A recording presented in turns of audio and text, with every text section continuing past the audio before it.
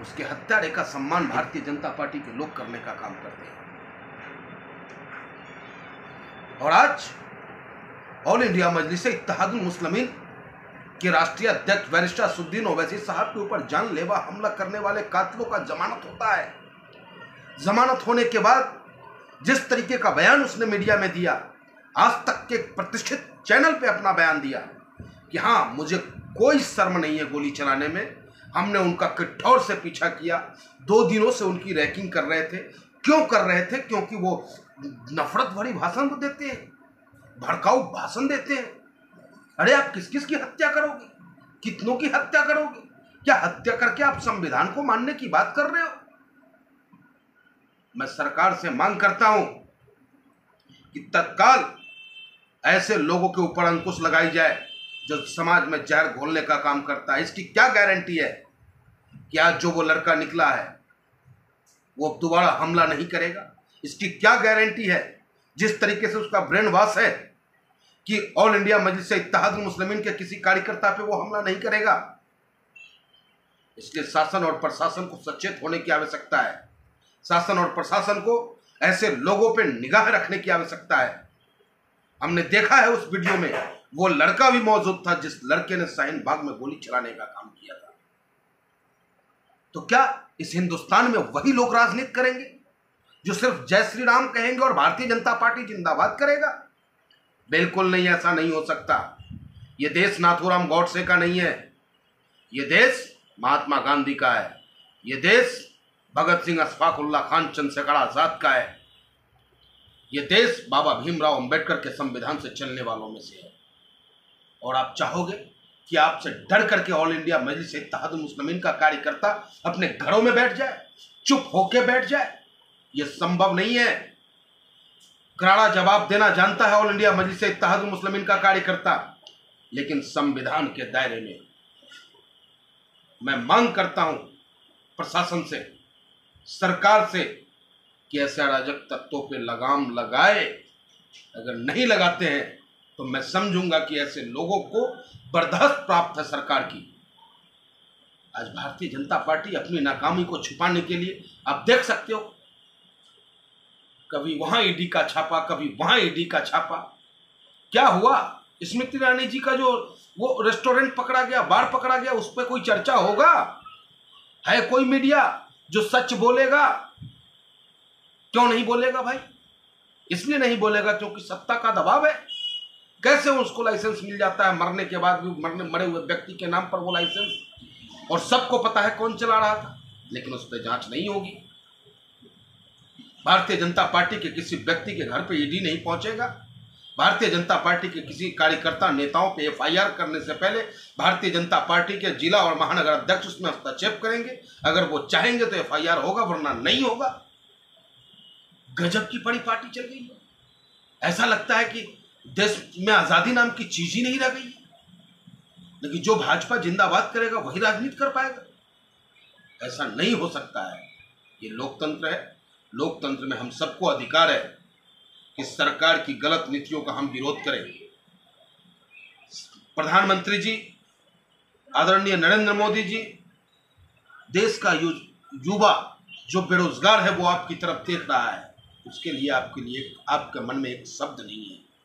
देश की महिलाएं महंगाई को लेकर के आपकी तरफ देख रहा है, लेकिन आपके मुख में एक शब्द नहीं है। देश की उज्ज्वला योजना जो सिलेंडर आपने दिया, जब दिया उससे डबल कीमत हो गई उसकी, उसके लिए आपके मुख में कोई शब्द नहीं है। देश की अर्थव्यवस्था गिरती जा रही है, उसके लिए आपके मुख में एक शब्द नहीं है। सिर्फ और सिर्फ आप अपने मन की बात कहते हो, जन की बात बिल्कुल नहीं सुनना चाहते आप। जब कोई नेता, जब कोई विपक्षी आपको जन की बात सुनाना चाहता है, तो या तो आप पुलिस के दम पर उसकी आवाज को कुचलने का प्रयास करते हो, या फिर ईडी के दम पर उसकी आवाज को कुचलकर उसे जेल भेजने का काम करते हो। यह घोषित इमरजेंसी कब तक चलेगा? और मैं अपील करना चाहता हूं विपक्ष के तमाम नेताओं से कि इस तरीके से अगर चुप बैठे रहे, एक एक कर सबकी बारी आएगी और पुनः देश हमारा लोकतंत्र से राजतंत्र की ओर अग्रसर हो जाएगा। मेरे देश के नौजवानों, समझो, सोचो कि क्या हो रहा है। तुम आज ठीक है मोदी जी के भक्त हो, ठीक है तुम आज भारतीय जनता पार्टी के सपोर्टर हो, लेकिन क्या महंगाई तुम्हारे लिए नहीं है? क्या बेरोजगारी तुम्हारे लिए नहीं है? अपनी मां से पूछो, अपने पिता से पूछो कि वो तुम्हारे कलम और कॉपी का खर्च किस प्रकार उठाते हैं। आज भी अभिभावक लॉकडाउन का दर्द नहीं झेल पा रहा, अब तक नहीं झेल पा रहा है, लेकिन प्राइवेट स्कूल के स्वामियों की गुंडागर्दी, मनमानी निरंतर बदस्तूर जारी है। आरटीआई के तहत उनसे पूछा जाता है कि आप गरीब बच्चों का एडमिशन क्यों नहीं लेते, एडमिशन करने ऑथराइज है उनको, उसके बावजूद वो जवाब नहीं देते और नहीं एडमिशन लेते हैं। हाल फिलहाल की घटना दिल्ली पब्लिक स्कूल इंदिरापुरम की है। गाजियाबाद पेरेंट एसोसिएशन की अध्यक्षा सीमा त्यागी जी ने इसको लेकर के काफी संघर्ष किया और कर रहे हैं, निरंतर संघर्ष कर रहे हैं, लेकिन सरकार के कानों पे जू तंग नहीं रेंग रहा है। और विकास की बात ही छोड़ दें आप, विकास तो इतना बढ़िया हुआ कि आदरणीय प्रधानमंत्री जी ने जिस एक्सप्रेसवे का उद्घाटन किया वो बीच रास्ते में ही नीचे बैठ जाता है। तो आप सोच सकते हैं किस तरीके का विकास कार्य चल रहा है। और इसी तरीके से निरंतर हम और आप हिंदू और मुसलमान में बढ़ते रहें। अरे धर्म तो मानने की चीज है, धर्म धारण करने की चीज है मेरे यार। हम भी हिंदू, आप भी हिंदू, आप भी मुसलमान, आप भी मुसलमान, सभी अपने अपने धर्मों को मानो, लेकिन धर्म के साथ साथ अपने देश की मजबूती के लिए सोचो। देश के नौजवानों के हाथ में रोजगार कैसे आएगा उसके लिए सोचो आप। देश को बेहतर दिशा में कौन ले जा सकता है इसके लिए सोचो आप। बाबा भीमराव अम्बेडकर का संविधान किस प्रकार सुरक्षित रहेगा इसको लेकर के हमें और आपको सोचना होगा। और अब आवश्यकता है, आज हम देश के 75वें महोत्सव दिवस मना रहे हैं, 75वें साल अमृत महोत्सव मनाने चले हैं। लेकिन अमृत महोत्सव मनाते हुए कभी हमारे देश के नेता, कभी देश के हमारे प्रधानमंत्री ने उन झोपड़ियों में जाके देखा? कभी उस प्राइवेट सरकारी स्कूल में जाकर के उन्होंने झांका कि सरकारी स्कूल की स्थिति क्या है? कभी उन्होंने उस प्राइवेट स्कूल का सर्वे करवाया जिसने गुंडागर्दी की इंतहा पार कर दी है? नहीं। लेकिन हाँ, ऐसे लोगों को बर्दाश्त जरूर प्राप्त होगा जो ओवैसी साहब पे गोली चलाएगा, जो ओवैसी साहब के खिलाफ बोलेगा, जो ओवैसी साहब के जान लेने का प्रयास किया।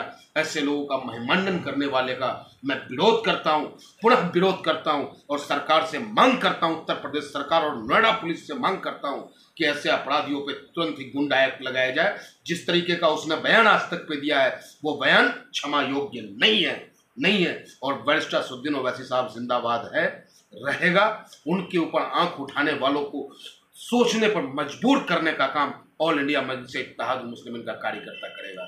जय हिंद, जय भारत, जय भीम, जय भीम।